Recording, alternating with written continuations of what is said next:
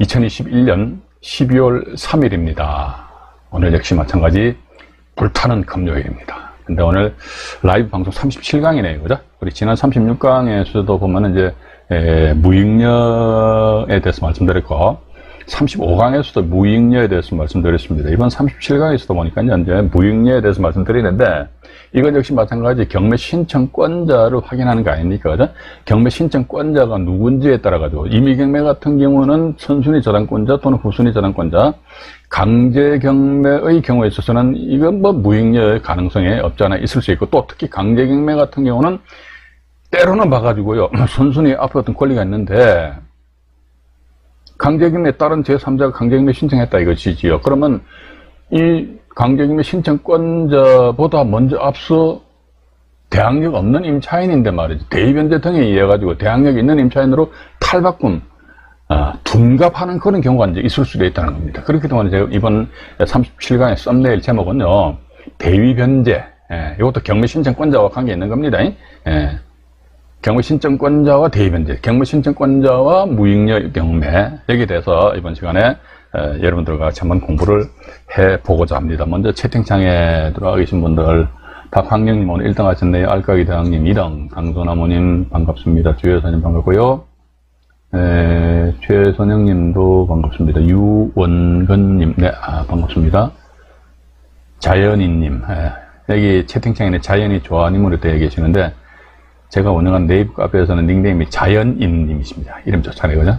그 저는 이제 참고로 MBN에서 진행하고 있는 그 누구죠? 저 개그맨 윤태기하고 누구예요? 저 이성윤인가? 나는 자연인이다. 그거 참 잘 봅니다. 자, 그 다음에 홍대희님 들어오셨네요. 안 늦었습니다. 그 다음에 류치영님, 네, 반갑습니다. 맞네요. 최선영님이 오미크론 이렇게 나시네. 봐도 또 돌았으면 잊어먹어버려. 왜냐면 인데 별로 관심이 안 가니까. 네, 어쨌든, 반갑습니다. 반갑고요. 자, 그러면 일단은 제가 말이지요. 여기에 인터넷, 잠깐만 더 보면 이게 임차인의 강제경매거든요. 임차인의 강제경매. 우리가 제가 지난 36강에서도 임차인의 강제경매, 하고, 임차인의 강제경매하고 또 뭡니까? 제3자의 강제경매, 그죠?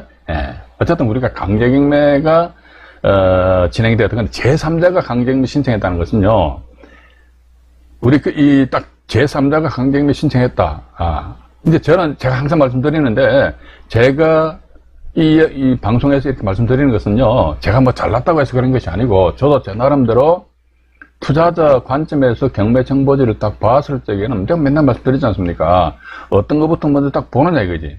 저는 투자자 관점에서 이야기하는 겁니다. 하는 것이지 그냥 뭐 학원에서 말이야 경매 강의 그거 아니에요. 그런 건 옛날에 제가 뭐 수차 많이 했기 때문에 그런 걸 안 하려고 합니다. 그죠? 그러니까 봐가지고 강제경매는 강제경매인데 임차인이 강제경매 신청한 경우는 때로는 봐가 대의변제 가능성이 별로 없어요. 임차인 본인이 선순위인데 본인이 경매 집어넣었다 이거지요. 그죠? 본인이 경매 집어넣는데 봐가지고 집주인하고 말이죠. 어느 정도 합의가 돼가지고 아니면 또 경매가 진행되는 와중에 이거 부동산 중개업소에다 매물을 내놓은 상태에서 이게 매물을 빠져버렸다 이거지. 그러면은 임차인의 입장에서 자기 보증금 채널을 다 회수해 가지 않습니까? 회수해 가기 때문에 따라서 이런 경우는 뭐 어떤 대의변제 그런 그 가능성 실행 여지가 없다는 것이죠. 이렇게 우리가 볼 수 있는 거 아닙니까? 자, 보십시오, 이게 선순위에 대항력 있는 임차인이 있습니다, 임차인이. 이분이 어쨌든 본안 소송에 의해서 이렇듯이 강제경매 신청을 하셨다는 거예요. 전세보증금 예를 들어 3억 정도 보자 이거죠.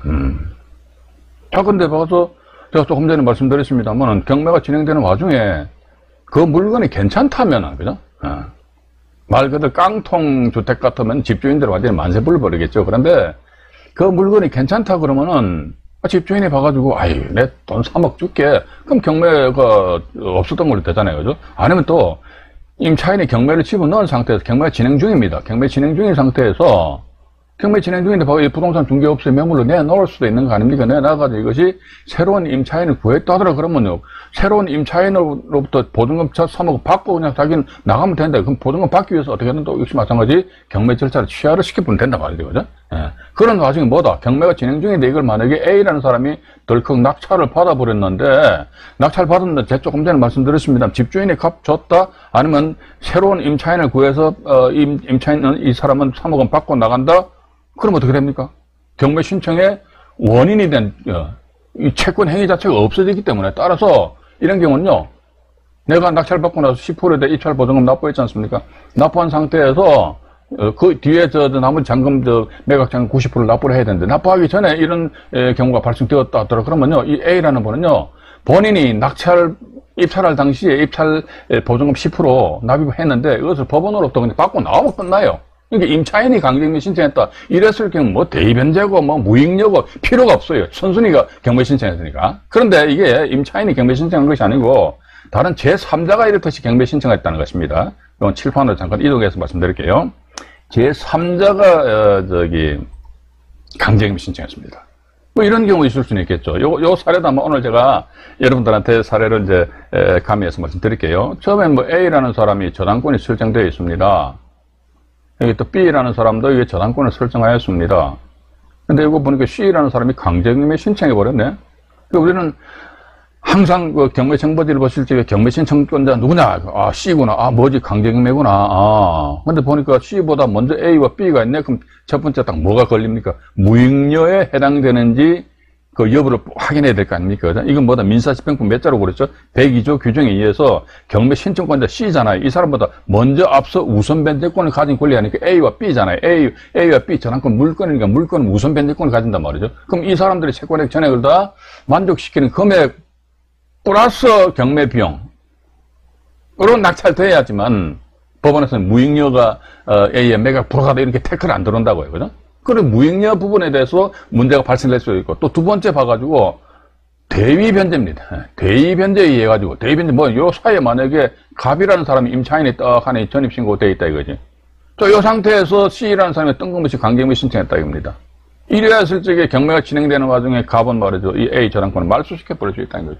그래서 A가 말소시키든지, 아니면 바가 집주인이 가서 돈 주고 A 저당권을 말소를 시키든지, 어쨌든 말소됐다 이거죠. 그러면 이 A 저당권을 말소되기 전에는 어떻게 됩니까? 갑은 낙찰자한테 대항을 할 수가 없죠. 그죠? 왜?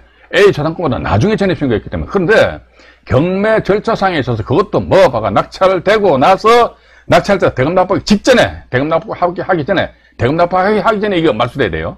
낙찰자 대금 납부해버리면 모든 게 끝나버립니다. 그러니까 대금 납부하기 전에 이게 말소가 되어버렸다 하더라. 그러면 갑자기 이 사람 뭡니까? 뜬금없이 우와 낙찰자한테 대항을 어떻게 됩니까? 대항할 수 있잖아요. 왜? B 저당권보다 먼저 내가 먼저 전입신고했잖아. 그죠? 따라서 말소 기준 권리는요, 움직입니다. 춤춥니다. 한 번 말소 기준 권리는 영원한 말소 기준 권리다. 웃기는 소리 하지 마. 웃기지 마.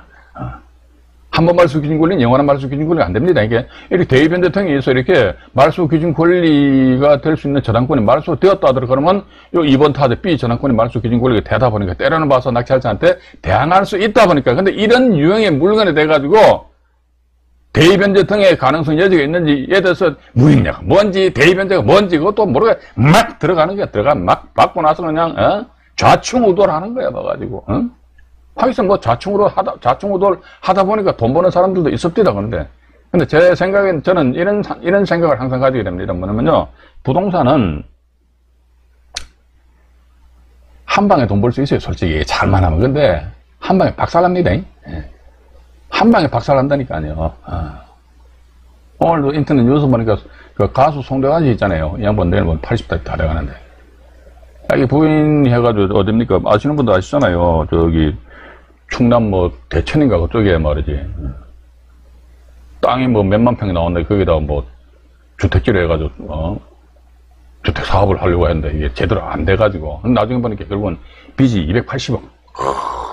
차라리 이거 가수나 하면 말이지 그냥 노년을 따뜻하게 보낼 수 있는 거 아닙니까? 지금도 보니까 이제 파산 신청해가지고 10년간 거쳐가지고 이제 빚을 갚는다고 합니다. 그런데 이게 부동산이 그래 봐가지고 잘하면 좋아요. 그런데 잘못하면 팍 한번 자빠라지게 되면요 이혼하고 집안 완전히 막 풍비박산 나버립니다. 그죠? 그런 측면에 있어가지고 이게 경매 신청 저는 중요하다고 생각해요. 근데 이게 제가 이렇게 말씀드리는 것이 어떻게 보면은 여러분들한테 설명드리기 위한 것이니까 이게 말이 길어요. 서술이 긴데. 그런데 딱 보는 순간, 이거 봐라.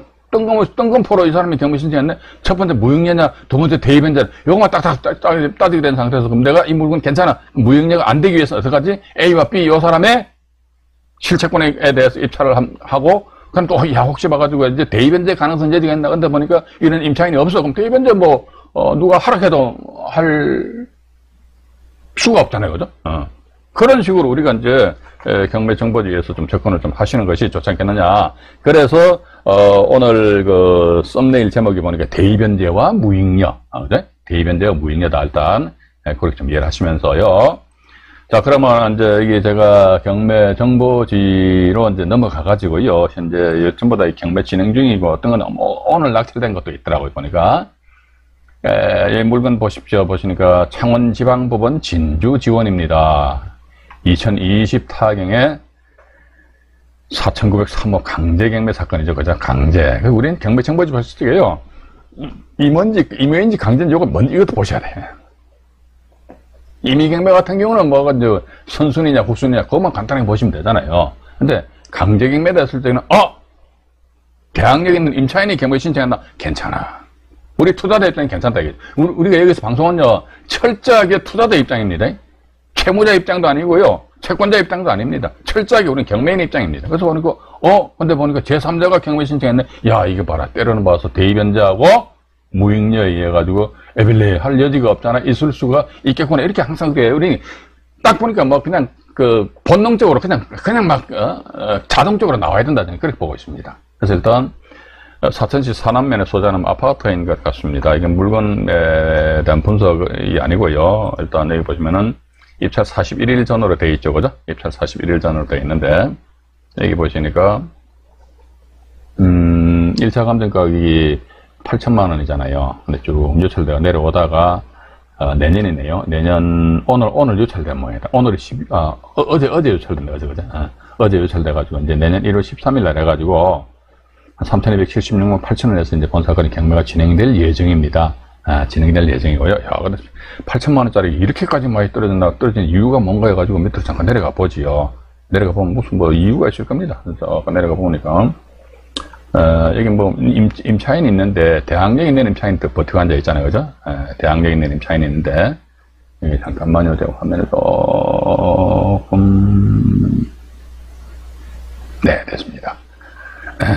해가지고, 김모 씨라는 분이 계시네요. 근데 이분이에요. 이분이 이렇게 강제경매 신청했단 말이죠. 임차인이 경매 신청했다는 것은, 아까도 말씀드렸습니다. 대입변제 신경 쓰지 마세요. 무익료도 신경 쓰지 마세요. 또 그것도 더더군다나 선순위 있을 수, 이분 같은 경우는 2020년 3월 5일자 압류 등기보다도 먼저 전입신고 돼 있잖아요. 그죠? 전입신고 돼 있기 때문에 6,500만 원입니다. 근데 밑에 보니까 6,500만 원에다가 33만 5,100원 더 붙였죠. 이건 아마도 본인이 강제경매 신청한다는 것은요, 경매 신청하기 전에 이분이 집주인 소유자를 상대로 해가지고 0땡땡땡이 보니까 법인인 것 같습니다. 법인이 주택 소유자인 경우는요, 때로는 봐서 법인이 사업이 제대로 잘 안 된다 그러면요, 집이 암만 깔끔하더라도요, 계약 기간이 끝난 그 이후에 보증금 회수하는데 조금 어려움, 애로사항이 있을 수가 있고요. 또 두 번째 뭐냐면요, 법인이 소유자인 경우에는 어떤 경우, 그러니까 부도가 났다 그러면 뭡니까? 직원들 월급 못 주잖아요.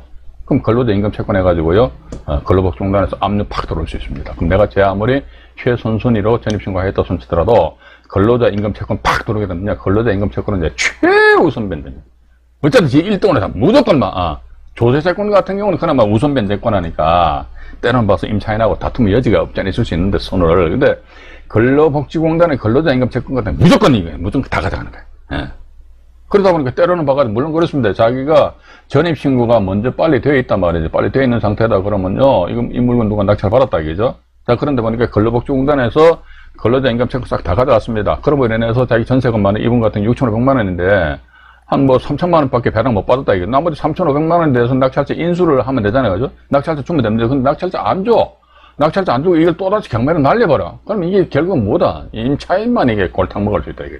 그래서, 제 생각으로는요, 소유자가 법인이다 이랬을 적에는, 소유자가 법인이다 했을 적에는, 이게 나중에 사업이 원만하게 이루어지지 않았을 경우 조금 전에 말씀드렸습니다만 근로자 임금 채권 등이 발생될 여지가 없지 않아 있을 수 있기 때문에 내가 비록 이렇게 최선순위로 전입신고를 하였다 손치더라도 대항력은 인정이 되는데 근데 이게 나중에 경매 등이 진행되었을 경우에는 때로는 자기 전세 보전 금액을 제때 회수하지 못하고 질질 끌려다닐 수도 있다는 그런 점을 감안을 하셔야 될 것 같습니다. 어쨌든 봐가지고요.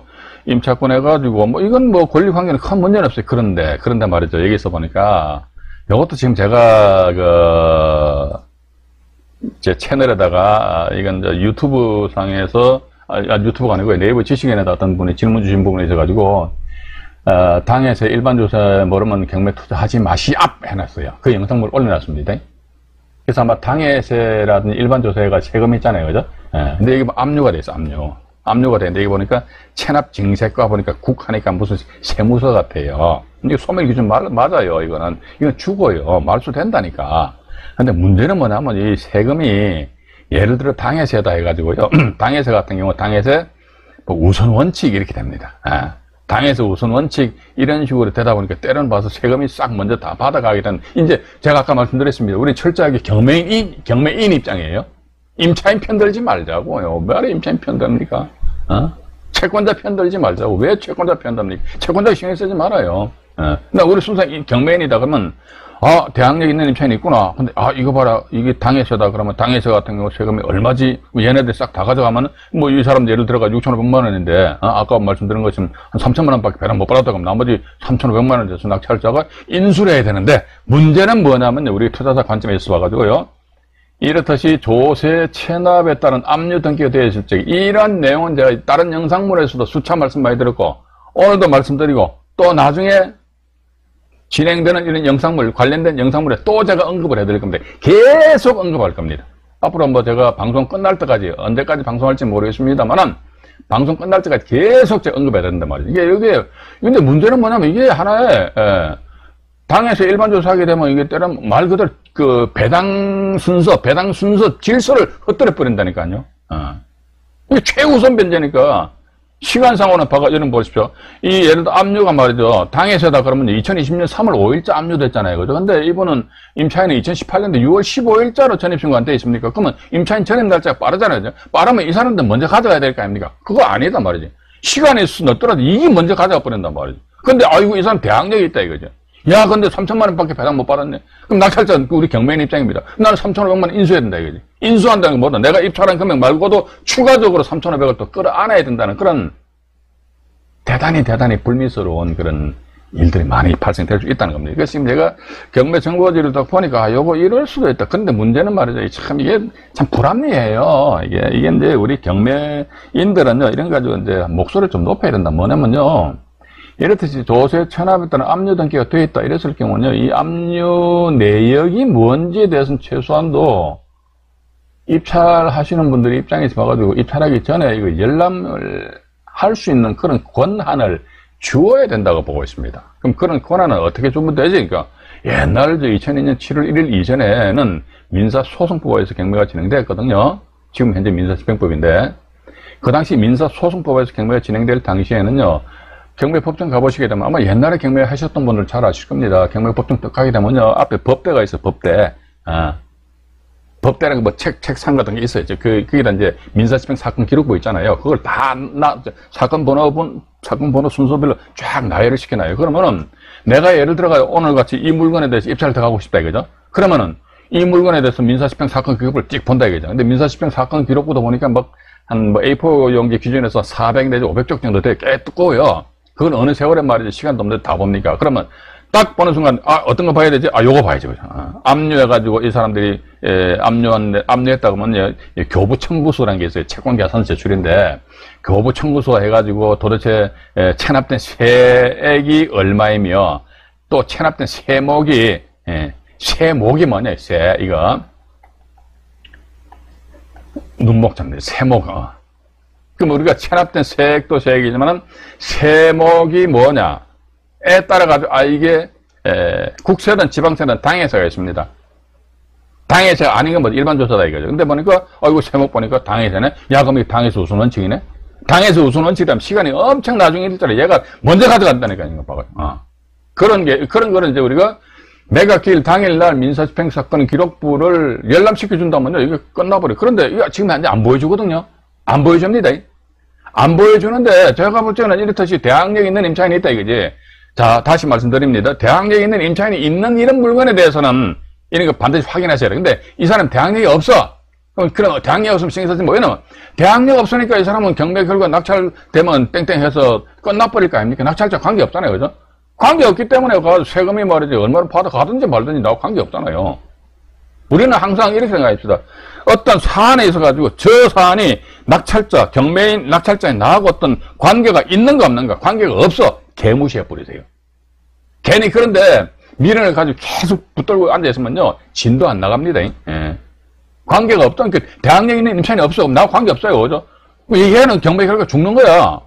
왜 여기서 제가 길게 말씀드리냐면요, 이 사람이 대항력이 있다고 그러니까, 때로는 봐가지고, 자기 전세금 6,500만 천원을 다 받으면 괜찮은데, 못 받았을 경우에 나머지 전세금은 낙찰자에 내가 때로는 부담을 해야 되는 그런 일이 있기 때문에 말씀드린다는 것입니다. 그죠? 일단 그렇게 하시고요. 또 이런 내용에 대해서 제가 나중에 아니고요, 이제 12월 6일 날이죠. 다음 주 월요일 날입니다. 2021년 12월 6일 날은요, 우리 생생님의 교재 67페이지에 보시게 되면 이제 당해세와 관련된 내용이 나와 있어요. 그래서 제가 당해세에 대해서는 제가 12월 6일 날 세금에 대해서 당해세에 대해서 궁금하신 분들은요, 2021년 12월 6일 날 라이브 방송 꼭 참여하셔가지고 시청해 보시기 바라겠습니다. 어쨌든 이 건 같은 경우는 보니까 권리상의 큰 문제는 없는데, 문제는 뭐냐면 이게 세금이 과연 어떻게 되느냐, 이게 하나의 관건이거든요. 따라서 이게 근본에 2022년 1월 13일 날에서 3,276만 8천원이다. 근데 이게 특히 지방이다 보니까 아파트일지라도 매매 금액이 참 가격 조사는 아마 잘 하셔야 되지 않을까 하는 그런 생각을 가지게 됩니다. 가지게 되고요. 이 정도 보시고, 이거 제가 다시 말씀드립니다. 임차인이 강제경매 신청했다 이거죠. 이랬을 경우는요, 큰 어떤 대입변제 그런 문제도 발생될 여지가 없고, 또 두 번째 봐가지고 무익료와 관계도 전혀 관계없다 이거죠. 일단 그렇게 보시고요. 이 물건은 보니까 창원지방법원 진주지원 사건입니다. 2021 타경에 32,493을 가지고 진주시 하대동에 소재하는 아파트인데요. 요건 보니까 32평형 아파트인 것 같습니다. 32평형 아파트인데 이게 어제 낙찰됐어요. 그죠? 이분이 임차인입니다. 임차인이 본인이 경매 신청 본인이 낙찰받아 버렸어요. 근데 32평이 보니까 매매 금액이 1억 8천에서 1억 한 9천 정도 이렇게 형성이 되어 있어요. 근데 본인이 1억 8천, 임차인이 1억 8천 5백만 원에 뒤에다 3만 원 더 붙였네요. 그죠? 그래서 낙찰 받으신 것 같습니다. 아마 이분 전세 보는 금액 아마 한 1억 8천 정도 되는 거예요. 밑으로 잠깐 내려가 볼까요? 잠깐 내려가 볼게요. 자. 1억 8천 3백이네. 전세 보는 금액, 그죠? 1억 8천 3백을 이모씨라는 분이 2019년 6월 4일자에서 저당권보다도 이 이모씨가 틀립니다. 예, 성만 같이 이름은 틀려요. 그래서 전입 날짜가 빠르기 때문에 당연히 대항력이 있고 이렇게 나와 있잖아요. 그죠? 이게 또 항상 우리가 경매 사건에 있어서는요, 경매 사건에서 압류 등기 항상 압류가 조세 천하부터는 압류 등기 들어와요. 예. 어딥니까? 대도시 같은 게 구청, 또는 중소도시 같은 게 시청, 군청. 이게 지방세잖아요. 그죠? 근데 또 세무서, 국세란 말이죠. 그죠? 어쨌든 그런 식으로 해가지고, 집이 경매가 넘어왔으니까, 거의 끝난 거 아닙니까? 콘에 몰릴 때는 몰렸기 때문에, 일단 세금이 막 압류가 들어와 버린다고. 압류 들어오는 상태에서 보니까, 이렇듯이 압류가 들어오고 저당권이 있는 상태에서 또 이분 입장도 좀 생각을 해봐야 될 거 아닙니까? 그러면은 저당권이 있고 압류가 있는 상태에서 이걸 부동산 중개업소에 일반 임대차 매물로 내놓는다. 사람들 안 들어줘. 들을 이유가 만약에 들어온다 그러면 그 임차인은 뭡니까? 저당권보다 후순위고 압류보다 후순위가 돼버리잖아요. 그죠? 따라서 이런 물건은 안 빠져요. 안 빠지기 때문에 이런 경우는 임차인은 본인이 그냥 부득이하게 그냥 이렇게 경매 신청해서 나름대로 자기 전세 금액을 회수해가는 수밖에 없지 않느냐. 그런 얘기도 역시 마찬가지. 모르겠습니다. 제가 이 압류에 대해서 너무 또 예민한 생각을 가지고 있는지 모르겠습니다만은 이런 게 간혹가다 있잖아요. 조세 천하부터는 압류 등기 해가지고요. 사실은 어떤 사건 같은 경우는 법원에서는 매각 물건 명세서상에 무슨 세무서, 법정기일이 몇 월 며칠이고 체납된 세액이 얼마다 이렇게까지 해서 매각 물건 명세성이 표시를 해주는 그런 법원이 있어요. 그렇게 표시를 해줘야 된다니까. 그죠? 아니, 그 표시를 안 해주면은, 제가 조금 전에 말씀드렸습니다만은, 매각기일 당일날 민사집행 사건 기록을 보여줘란 말이에요. 왜 안 보여주냐고. 꿀 발라놨나요? 와가지고, 그 안 보여주는 이유를 내가 모르겠어. 제 기억으로는요, 이것도 아마 그전에도 말씀드린 것 같은데, 2002년 7월 1일부로 해가지고 민사소송법에서 민사집행법이라는 단행법을 해서 이게 경매가 진행된단 말이죠. 그런데 민사소송법에서는 민사집행사건기록부를 열람 보여주었는데, 매각기일 당일에 가면 다 볼 수 있어요. 근데 민사집행법에서는 안 보여줬다 이거죠. 안 보여주는 이유는 두 가지가 아마 지금 제 기억이 난 것 같아요. 안 보여주는 이유는 이거다. 뭐 첫 번째 뭐냐면, 매각기일 당일날 민사집행사건기록부를 보여주게 되면 경매법정이 혼잡하고, 웃기는 소리하고 자빠져 앉아있네. 경매법정이 혼잡스러운 거는 저거들 관리들이 잘하면 될 거 아닙니까? 그죠? 투자자 입장에선 자기네 투자자 입장 주머니에 돈이 직접 나가는 습관은 돈이 왔다 갔다 하는 문제인데 말이지. 또 두 번째 보니까 사람들한테 민사집행 사건 기록부를 열람시켜주게 되면 민사집행 사건 기록부 훼손이 일어나기 때문에 안 보여준다. 웃기는 소리하고 앉아있네. 그래가지고. 저는 그런 마인드로 안 보여준다면 법원에 뭐 이런 관련된 사람들한테 이걸 역으로 물어보고 싶어요. 당신들은 만약에 경매 입찰 들어간다 그러면 이러한 상황이 됐을 때에도 단지 경매법정이 혼란스럽고 말이지 민사집행 사건 기록부를 훼손된다 그런 측면에서 안 보여준다 거기서 수긍하겠느냐 그죠? 아마 그 사람들은 수긍 못할 거죠. 왜 그러냐 보여줘야지. 자기네들 안 하니까 그렇다는 것이죠, 그죠? 그래서 제가 이거 백날 제가 그전에 네이버 건강한 부족할 카페에서 경매 박사 방송할 때는 수타 말씀 이야기 많이 했어요. 많이 했는데 이제 근데 유튜브 상에서도 슬슬 이야기 하는데 이게 어필이 안 될 수도 있겠죠, 그죠? 어필이 안 될 수도 있고 그러면 우리 투자자 입장에서 어떤 식으로 조사 분석을 하느냐 이건 아마 이제 가장 영상물에서 우리 채널 영상물에서 이런 말씀드렸습니다만 이게 광주광역시에 소재하는 아파트에 입찰 참여하시고자 하는 유튜브 시청자 분이 여성분인데, 이제 세금이 딱 압류가 됐는데, 이거 알았더라고. 여기 그때 보니까, 4억이래, 4억. 세목도 알았다고. 세목번에 4억 해가지고, 당해생각 이렇게 나오더라고. 이거 어떻게 하신다고 제가, 해서 물어보니까, 여기 임차인 있잖아요. 임차인한테 가가지고, 임차인으로부터 위임장하고, 그죠? 위임장하고 인감증명을 첨부받아가지고 본인이 직접 법원 가가지고 조사를 하니까 조사를 한다는 것이 민사집행 사건 기록을 열람을 한다는 거예요. 그죠? 이런 식으로 접근하는 수밖에 없어요. 근데 아이고 그게 부담스러워. 그러면 우리 투자자 관점에 있어 봐가지고 압류, 조세 체납에 따른 압류 같은 게 됐다 할지라도 에이 그런 일이 없겠지. 당해서가 아니겠지. 했다가 나중에 귀면 어떡할 겁니까 여러분들? 아니겠지. 그런데 나중에 보니까 갑자기 말이지 그 당에서 팍 먼저 받아가는 바람에 대항력 있는 임차인이 자기 보증금액 이 건 같은 게 1억 8,300이잖아요. 그죠? 한 1억밖에 배당 못 받았을 거면 나머지 8,300만 원에 대해서 낙찰자 인수해야 된다면 여러분들 어떻게 하시렵니까? 눈이 뿅 튀어나옵니다. 이게 경매라니까요. 봐가지고 이런 사실관계는 아마 우리 경매인들이 다들 아시겠지요. 그죠? 이런 것조차도 모르고 입찰 들어가신다면 정말 쪽팔리지. 그죠? 예. 맞잖아요. 저는 그렇게 보고 있습니다. 자, 일단 제가 여기서 일부 방송을 마치고요. 다시 화면을 정리를 해가지고 여러분들에게 2부 방송에서 찾아뵙도록 하겠습니다. 1부 방송은 여기서 마치도록 하겠습니다.